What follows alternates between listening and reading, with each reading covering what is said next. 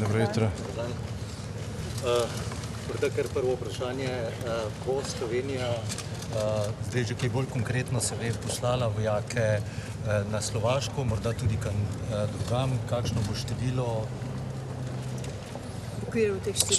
Slovenija bo poslala četo, se pravi 200 slovenskih vojakov v bataljonsko oziroma bojno skupino na Slovaško. Odločitev je bila že sprejeta. Gre za sodelovanje še z drugimi državami članicami NATO. V Ukrajino pa odhaja naša diplomatska misija. Mislim, da se postopki danes oziroma jutri zaključujejo. Vendar to ni vojaška misija, kot se napačno poroča. Gre za diplomatsko misijo pod vodstvom odpravnika poslov, ki se bo v Ukrajini trudila za doseganje miru, za pomoč vsem tistim, ki so ostali v Kijevu in ki si preko diplomatskih poti prizadevajo za končanje vojne. Ne bo pa to misija v imenu EU? Ne, misija v imenu EU je nekaj drugega. O tem pogovori še potekajo, tudi danes bodo. Tukaj gre za odpravnika poslov slovenskega zunanjega ministrstva, ki bo zastopal Slovenijo. Poglejte, veliko se zdaj govori tudi na NATO, da je ta verjetnost morebitnega napada s kemičnim biološkim orožjem kar precejšnja. NATO to skrbi. Je Slovenija recimo pripravljena pošiljati kakšno zaščitno opremo, ker kot vemo, smo tukaj Slovenci relativno močni? Slovenija ima določene zmogljivosti pri zaščiti oziroma obrambi pred kemičnim in biološkim orožjem. Vendar je moja osebna ocena, da kar se tiče tovrstnih groženj, obstaja tveganja, ker agresorske ruske sile napadajo kemične tovarne oziroma objekte, kjer lahko prihaja do izpustov. Mislim pa, da je sama neposredna uporaba kemičnega ali biološkega orožja strani ruskih sil malo verjetno, ker bi to bil velik strel v koleno.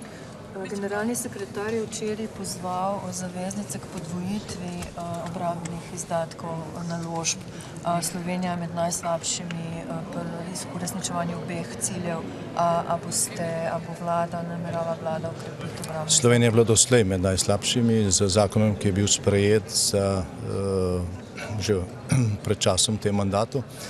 Za okrepitev financiranja naložb v Slovenski vojski nismo več oziroma ne bomo več med najslabšimi, očitno pa bo potrebno napore še okrepiti in o tem bo danes tekla razprava. Prime Minister, you went to Kiev by train.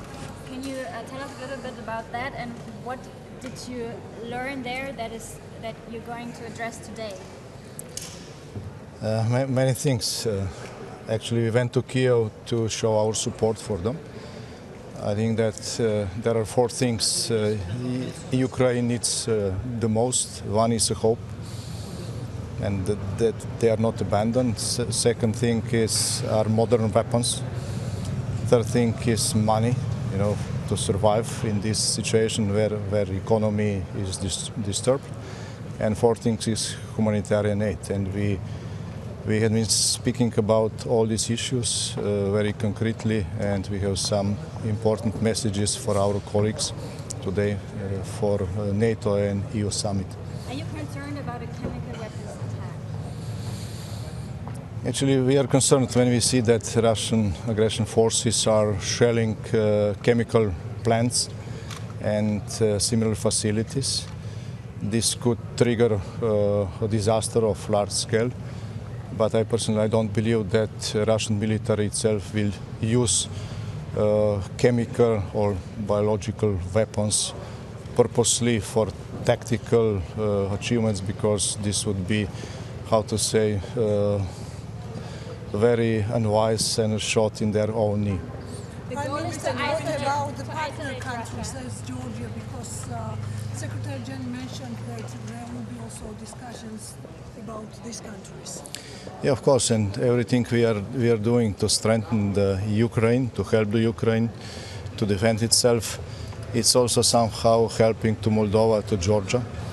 And speaking about the political issues, political response to these challenges, I think that advanced negotiations regarding EU membership is also very helpful, and we support it strongly. We support it strongly. Sorry, Prime Minister. You just mentioned the chemical plants, shelling on chemical plants. Is there evidence that Russia is doing that? There was one case when it was publicly known. We still don't know if this was done by purpose or this was collateral damage. But of course, in every country, Ukraine is not exception. We have such industrial facilities inside of the cities which are under attack, and this can cause catastrophe, which is not intentionally caused by using chemical weapons from the military directly, but by attacking objects or cities or towns where such facilities are located. Ukrainy i który dzisiaj jest bezpośrednio dotknięty falą uchodźców z Ukrainy. To ponad 2 miliony ludzi już, którzy uciekli przed wojną, przed rosyjską agresją, przed śmiercią, It przed could be because bombardowaniami. when such disasters W happen, związku z tym ogromnie then się cieszę, że ten szczyt się odbywa, że administrative prezydent borders Biden ten szczyt are not the Sojuszu limit. So Północnoatlantyckiego it's, zwołał, dlatego że this is to why jest kwestia we have to be very careful when we are speaking about the red lines. Remember what happened in Syria. So we have to be very clear when we define the situation where we'll consider some acts as a direct attack on the Trzeba NATO to countries. uczynić maksymalnie możliwymi pokojowymi środkami, ale bardzo skutecznie i zdecydowanie. Musi być jedność i absolutne zdecydowanie ze strony Sojuszu. To jest to, czego oczekuję.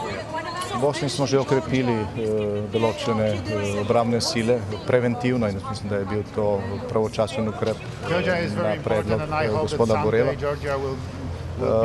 Mislim pa, da v tem trenutku obstajajo politične napetosti, obžalujemo, da so propadla včeraj pogajanja o novem volilnem zakonu.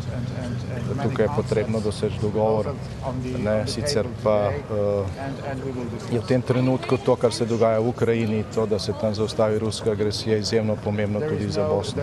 Če se bo ta vojna v Ukrajini nadaljevala, potem bodo posledice tega konflikta pravzaprav občutene povsod, še posebej na tistem delu Zahodnega Balkana, kjer so stvari nerešene.